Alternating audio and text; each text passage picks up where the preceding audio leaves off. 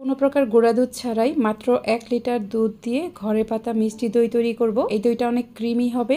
1 litre দুধ নিয়েছি, দুধে একটা বলক আসার সাথে সাথেই চুলা বন্ধ করে দিব। চুলা বন্ধ করে দেওয়ার পর অনবরত নাড়তে থাকবো যেন উপরে সর না পড়ে। হাফ কাপ চিনির ক্যারামেল তৈরি করব।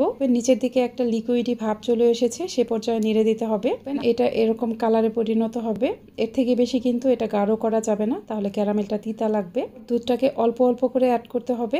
চুলার আঁচ কিছুটা বাড়িয়ে ক্যারামেলটাকে দুধের সাথে ভালোভাবে মিশিয়ে নিব। দুধটাকে জাল করে প্রায় 3 পোয়ার মতো করে নিব। কিন্তু খুব বেশি ঘন করা যাবে না। চুলা বন্ধ করে দেওয়ার পর অনবরত নাড়তে থাকবো যেন উপরে সর না পড়ে। এখন দই বীজ রেডি করে নিব।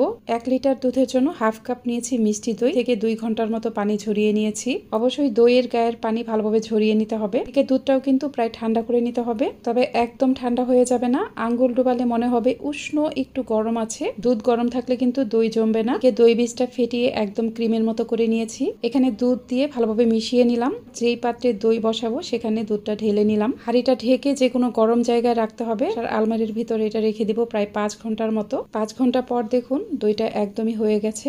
আরো ভালোভাবে সেট হওয়ার জন্য ফ্রিজের নরমালে রেখে দিব। পুরোপুরি ঠান্ডা হয়ে যাওয়ার পর দেখুন দই কতটা সুন্দর হয়েছে।